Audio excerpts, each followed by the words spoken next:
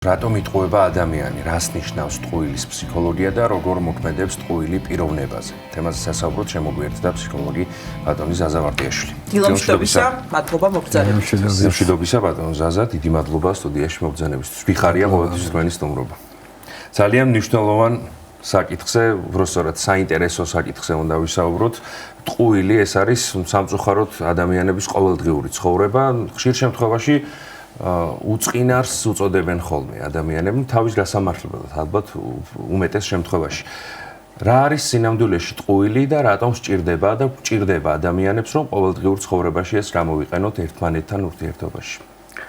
ცით რა არის საკმაოდ მრავალფეროვანი და სხვადასხვა გვარია დამოკიდებულება აღნიშნულის მიმართ. ბევრი კვლევა, ბევრი მკვლევარი იკვლევდა საბოლოოდ რაც შეიძლება, როგორც შეიძლება დავიყვანოთ, შეგვიძლია ვთქვათ, რომ ადამიანი იტყუება სამ შემთხვევაში. პირველი არის თავდაცვის მიზნით, მეორე არის იმ ადამიანის ემოციის დაცვის მიზნით, ვისაც ატყუებს, რომ არ ანერვიულოს, ზიანი განცდას არ მიაყენოს და მესამეა ეგრეთ წოდებული საიმიჯო სარეკლამო ტყვილი, ასე ვთქვათ, რაც ეს მიუჰაუზენის სინდრომი თუ ის კიდევ სხვა არის? მიუჰაუზენის სინდრომი აბსოლუტურად სხვა რაღაცა, ეს ზოგადად ტყუილს არ შეეხება. ეს არის სამი მიზეზი, სამი ძირითადი მიზეზი, რა დროსაც ადამიანი იტყუება. არის რაღაცა, ვთქვათ, პათოლოგიების ვარიანტი, ანუ როდესაც ადამიანი არასწორად აღიქვავს თვითონ მომხდარ ფაქტს, თვითონაც ჯერა და უკეთებს ინტერპრეტაციას. ეს ხდება ზოგიერთი დარღვევის დროს დიდების შემთხვევაში, თუმცა ბავშვების შემთხვევაში ეს ჩვეულებრივი მოვლენა, იმიტომ რომ ბავშვი თავისებურად ფანტაზიებს. კი რა თქმა უნდა, სამყაროს და მას შეუძლია ეს ფანტაზიები დაიჯეროს და როგორც ჩვეულებრივი ისე მიიღოს.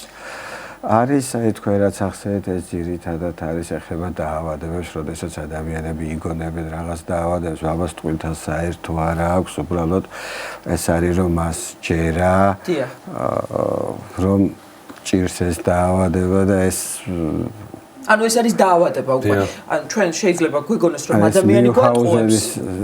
მაგრამ სინამდვილეში თვითონ ჯერა აი ამ ტყუილს. ვიცით რა არის ხო ხა ეს როგორი ხა დღევანდელ სამყაროში ძალიან ბევრი გვხდება ესეთი მდგომარეობები, იმიტომ რომ ხელმისაწვდომია ბევრი ინფორმაცია, კითხულობენ ადამიანს, მერე გადმოაქვს საკუთარ თავზე და თქვა თვითონაც ჯერა. დიახ. თქვენ ბრძანეთ რომ შიში არის ხო ერთ-ერთი ფაქტორი თავდაცვის მიზნით იტყუება ადამიანი და აი როდის ეჩვევა აი ესეთ ტყუილებს ადამიანი ბავშვობაში, ბავშვობიდან იღებს აი თქვა მშობლის როლი ამ კუთხით, აი ამაზეც რომ ისაუბროთ, როდესაც მშობელი არის ძალიან მკაცრი და ბავშვს უწევს მუდმივად რაღაცის დამალვა, თავისმართლება, ეშინია დასჯის და ეს ხომ არ არის საფუძველი რომ მე აი როდესაც უკვე დასრული ხდება ადამიანი ვერ გადაეჩვია ამ ტყუილს. შეიძლება აღარც არის, თქვათ ის მომენტი, რომ ეშინოდეს ვინმესი და თავდაცვა სჭირდებოდეს, მაგრამ რაღაცნაირად ჩვევად ექცა. ცით რა არის ხა თუ რაიმე ასეთი мотиваცია შესაბამისი არ აქვს, ერთადერთი შეიძლება საიმიჯო ტყუილი წარმოთქვას დიდხანს. რაც შეეხება ბავშვებს, როდესაც ბავშვი ატყუებს მშობელს, აქ ბავშვის დანაშაული უფრო ნაკლებია ბევრად ვიდრე მშობლის დანაშაული. არ უნდა იყოს ბავშვი ისე რომ თუნდაც ეშინოდეს მშობლების ემოციების, ხო? სიმართლის თქმის შემთხვევაში. არ უნდა იყოს ბავშვი ისე რომ ეშინოდეს და აი ამის გამო მოიტყუოს, ხო? ანუ აქ შიდა გაგება არის უფრო მეტი საჭირო, უფრო მეტი კომუნიკაცია მშობელსა და შვილს შორის და სწორი კომუნიკაცია. დიახ.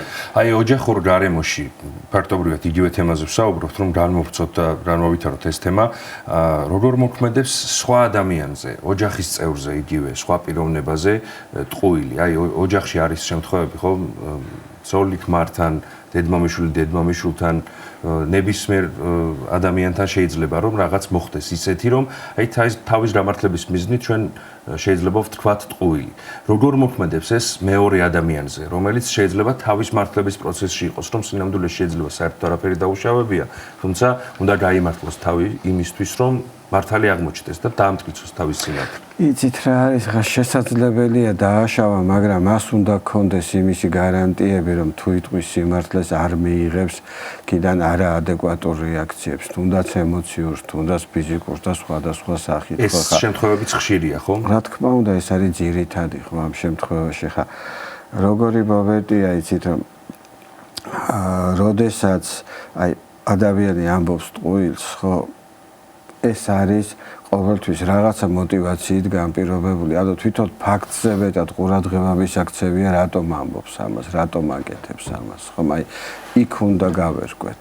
ხო, ყველაზე სწორი არის ეს, რომ აი იქ გავერკვეთ. ახლა ჩვენ ადამიანები არ ვართ მარტივი არსებები. ჩვენ ყოველთვის გვირჩევნია სიმართლის თქმა, ძალიან ბევრი ადამიანია, რომელშიც უბრალოდ არ არის ის მატრიცა, რომ მან მოიტყუოს და ეს სხვანაირად გააკეთოს. რაც შეეხება თვითონ მიჩვევის მომენტებს, ადამიანებს გვაქვს ასეთი რამ, ყველასა გვაქვს, ხო, ერთხელ გავაკეთეთ, მივიღეთ რაღაცა, ხო, აი ამის ჩვენთვის სასიამოვნო ეს გამტკიცდა, ხო, ეს როგორც რეფლექსი უკვე აი ესე დაახლოვებით ისე მუშაობს და ამ შემთხვევაში. ხო, ანუ ეს არის ხო განვითარება, ანუ როგორია იცით, ახლა ძალიან დიდი განცდა აქვს ბავშვს, როდესაც პირველად ატყუებს მშობლებს, მეორედ ნაკლები, მესამედ ნაკლები და მე ეს უკვე გადადის, ვთქვათ, ჩვევაში, იმიტომ რომ მან რაღაცა მიიღო აქედან, ხო.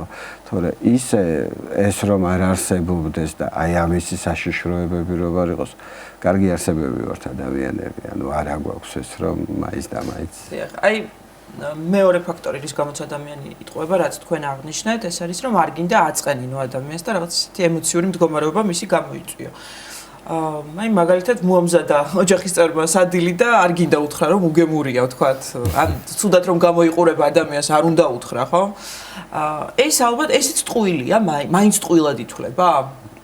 ციტა არა, ეს არის უკვე მეორე მხარე ამ ოპერაციის. ეს ტაქტია უბრალოდ. კი, ეს არის უბრალოდ ჩვეულებრივი, ხო, ჩვენ ადამიანები ასე ვართ. რასაც ვფიქრობთ იმას რომ ვამბობდეთ, მოგვიწევდა ისე რაღაც განსაკუთრებულ სოფლებში ან უფრო გამოქვაბულებში ცხოვრება, ხო, ხა ჩვენთვის ეს არის ჩვეულებრივი, ხო, ესეთი საკომუნიკაციო ვარიანტი, რომ ადამიანებს ვეუბნებით ბევრ კარგ რაღაცას, რასაც შეიძლება სულ არ ვფიქრობდეთ ასე, ხო. ეს არის უბრალოდ ქცევა, ჩამოყალიბებული ქცევის. დიახ. და რაც შეეხება საიმიჯო ტყუილებს, გამოდის რომ, რა ვიცი, მთელი მსოფლიო თუ არა, ნახევარი მსოფლიო საიმიჯო ტყუილებშია, უბრალოდ სოციალურ ქსელს რომ გადავხედოთ, ჩვენ ყოველდღიურად ვიტყუებით, ჩვენს გარეგნობას სხვანაირად წარმოვაჩენთ, ჩვენს ცხოვრებას სხვანაირად წარმოვაჩენთ. საიდან იღებს აი ეს სათავეს და ვთქვათ, რა საფუძველი აქვს, რომ ადამიანს უნდა რომ მუდმივად ნიღბით იაროს. და თავი უკეთესად წარმოაჩენოს. ესეც ჩვენ გვაქვს ასე რომ ჩვენ გვინდა გვსიამოვნებს ყურადღება სხვა ადამიანების მხრიდან. აი ამისთვის ვაკეთებთ ბევრ რაღაცას. იგივე აი ეს იმიჯის წარმოქმნა და ასეთი რაღაც გარკვეული იმიჯის ჩამოყალიბება. ეს დიდი ხანია ასეა, დიდი ფესვები აქვს აღნიშნოს, მთელი მარკეტინგი ამაზეა დაფუძნებული. რაც შეეხება ტყუილების რაოდენობას, თუ არ ვცდები, ისარც აქვს თავის წიგნში, რომ ადამიანები საშუალოდ 170 ტყუილს ვამბობთ კვირაში, თუ არ მეშლება ციფრი. დიახ, სამული სიტყვებია, ყოველი კაცი ცრუარს. ხშირად ვიტყუებით სამწუხაროდ, მაგრამ არა ის რო ასევე არის ცნება. ხო, ესეთი მომენტია, რომ ეს ბევრ შემთხვევაში გამოუვალი ჩვეულებრივი ცხოვრებისეული სიტუაციებიდან მომდინარე. ყოფითი ტყუილები, ანუ ხო? ბატონ ზაზ, აი რაიმე შესამჩნევი ერთგვარი სიმპტომი თუ არსებობს ნებისმიერი ადამიანის შემთხვევაში, ყველა ადამიანი ინდივიდუალურია, ბუნებრივია, თუმცა ალბათ ყველასთვის რაღაც დამახასიათებელი ერთგვარი სიმპტომი არსებობს, როდესაც იტყუება და საუბრის დროს ვუყურებთ და შეგვიძლია თუ არა აღმოვაჩინოთ რაიმე მიხვრა მოხრით იგივე სხეულის ენით, ხო, აი ეს დამის თქმა მინდოდა. შესამჩნევი, რამდენად შესაძლებელი შეიძლება იყოს? რამდენად არის გაწაფული ყოველივე ამაში, აი იმის მიხედვით, ეს იცით არის ბევრი მეთოდია, მაგალითად თითქმის არ არსებობს ადამიანი, რომელსაც მოგონილი ისტორიის ორჯერ გამეორება იდენტურად შეუძლია. აუცილებლად იქ რაღაცა შეცდომებს უშვებს. აქ სპეცსამსახურები მუშაობენ ამაზე, რომ ეს უნარი ადამიანს შესწინონ. არის მეორე მომენტი, რომ ადამიანი როდესაც ამბობს ამას ის ფიქრობს, ხომ? აი ეს მომენტი, ფიქრის დროს ჩვენი თვალის მოძრაობები, ხომ, მიმიკა, სხვადასხვანაირია, ვინც არის პაუზა შეიძლება ხომ საუბრის დროს. კი, რა თქმა უნდა, ხო, იმიტომ რომ ის იგონებს ამ ყველაფერს, ხო, თავში წარმოქმნის ამას და ამას გარკვეული დრო ჭირდება. როდესაც რეალობაა, იმას პირდაპირ ყოველგვარი მოფიქრების გარეშე. აი მოპასუხი მხარის პოზიციაც ძალიან საინტერესოა ამ დროს, რომ აი ვთქვათ და აღმოვაჩინეთ, რომ ადამიანი იტყუება. ეს აუცილებლად უნდა თქვას თუ არა მეორე მხარემ, რომ აი თქვენ მაგალითად მატყუებთ რაღაც შემთხვევაში საუბრის დროს.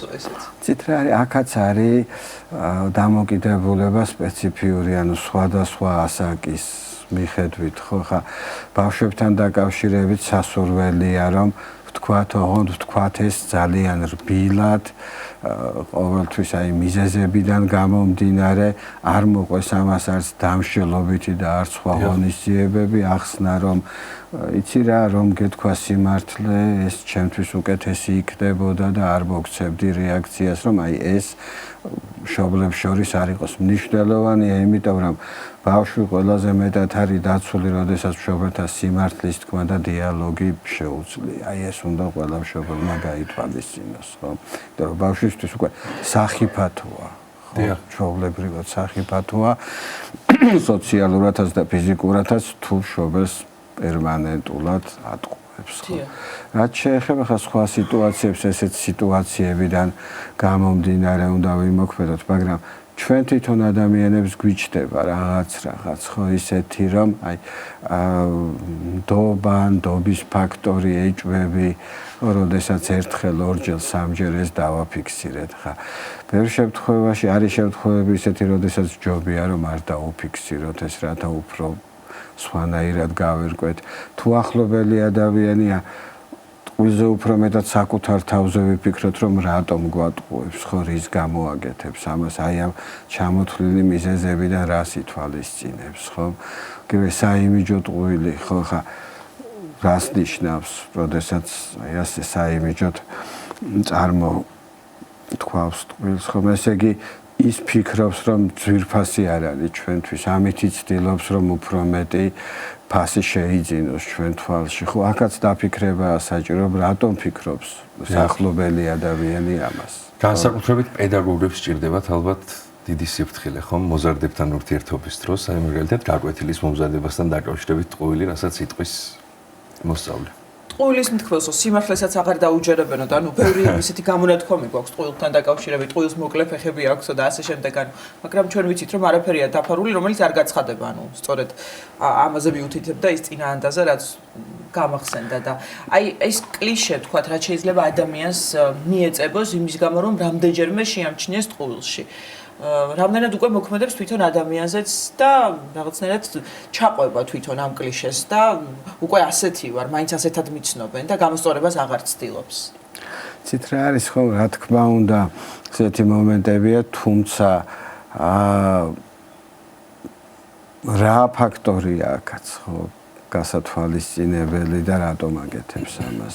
ხა გვახსოვს ისტორიიდან ბევრი ისეთი ტყუილი, რომელსაც გადაურჩენია ადამიანები, ხო? გვახსოვს ისეთი შემთხვევები, როდესაც სიმამაცე მოყვებოდა ამ ტყუილს, ხო, როდესაც მტერს ატყუებდნენ, რაღაცაზე მოქმედებდნენ და ეს აღწერილი სტრატეგია იყო. კი, ხო, ისტორიულ ნაწარმოებებშიც და ხო, ბევრი ძველი ისტორიული ჩანაწერი და მითებიც მოიცავს ასეთ ეპიზოდებს, სადაც იტყუება მთავარი გმირი, მაგრამ ეს არ მიეწერება რაღაც ისეთ საშინელ ქმედებას პირიქით შექებების ვარიანტში, იგივე ბერძნულ მითოლოგიაშიც ბევრი გვხდება და სხვა ხო ზღაპრებშიც ასევე ბევრი გვხდება ეს ყველაფერი. ბევრი ზღაპარი საბავშვო ამაზეც ხშირად არის დაწერილი, რომ მოტყუებაზე აგებული და ეს პირიქით ხო ნაცარქექია და სხვა ისეთი ზღაპრები, სადაც ბავშვებს ვუკითხავთ ისტორიებს, როდესაც ტყუილის თქმით ან ტყუილით თავარმა გმირმა ეს გააკეთა, ამიტომ ერთმნიშვნელოვნად აქ დამოკიდებულება არასწორია, რომ ასე თქვათ, რომ ეს არის რაღაც ისეთი ტრაგედია და კატასტროფა თუ ეს ხორციელდება, უბრალოდ თუ ეს ჩვენ გვეხება, არის უადგილო, არასაჭირო, აი მაგ შემთხვევაშია ყურადღება გასამახვილებელი. რაც შეეხება თვითონ ის რომ რაღაც კლინიკური და ესეთი მნიშვნელობა ქონდეს, ხო თუ ბავშვი ანგნებავთ დიდი, თუ ეს არ არის ზედმეტად ძლიერი ფანტაზიები და რაღაც ეჭვი არ არის იმაზე, რომ ეს მისი წარმოსახვა არის და ზედმეტად ძლიერი წარმოსახვა, მაშინ არანაირი ასეთი მნიშვნელობა არ აქვს. ბავშვებს ხშირად გყავთ ეს წარმოსახვითი მეგობრები, რომლებზეც საუბრობენ. აქ არის რა, ეს 5-6 წლამდე ასაკში ეს ჩვეულებრივია და ისინი ამას რეალურად აღიქვამენ. ხო, აკეთებენ ჩვეულებრივ, ხო, აი აღქმა სიტუაციის ამ არარსებული მეგობრების რომლებიც ეს უნდა მივაქციოთ ამ მდგომარეობას ყურადღება, ვთქვათ, როდესაც ადამიანი ცოტა არაადეკვატურად აღიქვამს მომხდარ მოვლენას. ნუ ამ შემთხვევაში მუზერძე მაქვს საუბარი, არაადეკვატურ შეფასებას აკეთებს და აი ესეთი ფანტაზიები აქვს, ვთქვათ, გამოგონილი მეგობრები ყავს და ასე შემდეგ. რა საკამდე შეიძლება ეს იყოს ნორმა და რა საკიდან არის ყურადღება? ეს ხშირად გვხდება. ნუ ვერ ვიტყვით რომ ეს არ არის ყურადღება მისაქცევი, იმიტომ რომ შემდგომში წარმოქმნილ გარკვეულ პათოლოგიებთან ამას აქვს კავშირი და ესეც, მაგრამ ნუ საკმაოდ დიდ რაოდენობას ბავშვების ეს ახასიათებს. ფაქტიურად აღარ უნდა არსებობდეს ასეთი რამ 9 წლის მერე. აი იქ თუ იქ უკვე ცოტა სხვანაირი ჩარევა. დიახ, და საუბრის ბოლოს რომ შევაჯამოთ ჩვენი შეხვედრა ბატონ ზაზა, ნუ ბუნებრივია ალბათ სრულიად ვერ აღმოვხვრით ჩვენში ტყუილის თქმას, თუმცა რამდენად შეგვიძლია რომ ის მინიმუმამდე დავიყვანოთ, რა არის ამისათვის საჭირო, რომ აი კვირის ბოლოს, რაზე სტატისტიკაც ახსენეთ, ხო, 170 თუ რამდენიც არის, არ დაგვიგროვდეს. აი ყოველდღიურად რომ შევამციროთ და დავიყვანოთ მინიმუმამდე ტყუილი. სიცრუე ცოდვა არის ღვთის წინაშე. პირველ რიგში, რა თქმა უნდა, უპირველესი. ცით რა არის ხა თვითონ არის ერთ-ერთ წიგში ასეთი რომ დასმა კითხვის რომ რა ჯობი ასეთ სიტუაციაში რომ ადამიანმა თქვათ ხო რაღაც აი არის შემთხვევები რომ ძიმე დაავადებების დროს უმალავენ და არ ეუბნებიან ხო ესეც გარდა ეუბნებიან ტყუილს და ასე შემდეგ ხო ხა ამ შემთხვევაში რაც კი კვლევები არსებობს, ყველა კვლევა ამბობს, რომ ეს არ უნდა არსებობდეს, იმიტომ რომ ეს არასწორი ასეთი დამოკიდებულება. ხან უნდა უთხრათ პაციენტს დიაგნოზი. თუმცა არის ისეთი შემთხვევები კლინიკურათაც, როდესაც ჯობია რომ არ იყოს ეს გამოყენებული. ანუ ცხოვრება ასეა, ბევრი სხვადასხვა სიტუაცია და ბევრი სხვადასხვა მომენტია და მაგასაც ვერ ვიტყვით ერთმნიშვნელოვნად, რომ ეს ცუდია და არ უნდა მოხდეს. არის სიტუაციები, როდესაც ეს მისაღებია, ისევ თუ ეხება ადამიანის სიცოცხლეს, ადამიანის გადარჩენას, ან ბევრ სხვა რაღაც ესეთი ამდაგვარ სიტუაციებს. რაც შეეხება ართქმას, ხომ? ყველა ადამიანს ურჩევნია სიმართლეში ცხოვრება მოისმინოს. სიმართლე თვითონაც სიმართლე, მაგრამ საუბედურო ცხოვრება ასე არა.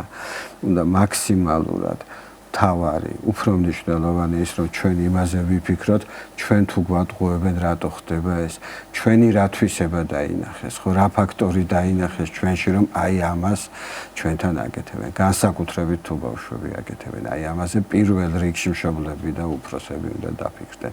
და ზოგადად დავფიქრდეთ. ადამიანს რა თქმა უნდა, ამიტომ ადამიანი ან თავს იცავს ჩვენგან და რატომ იცავს, რატომ უნდა ჭირდებოდეს, ან ჩვენ გამოვხატავთ ძალიან ძლიერ ესეთ აფეთქებებს, ემოციების და იმიტომ აკეთებს ამას, ან რატომ თვლის რომ არ ვაფასებთ. ხო, აი ეს არის მთავარი. დიდი მადლობა. ძალიან დიდი მადლობა მობრძანებისთვის და გამშვიდობებით ბატონ ზაზა. ფსიქოლოგი ზაზა ვარდიაშვილი იყო ჩვენი სტუდიის სტუმარი.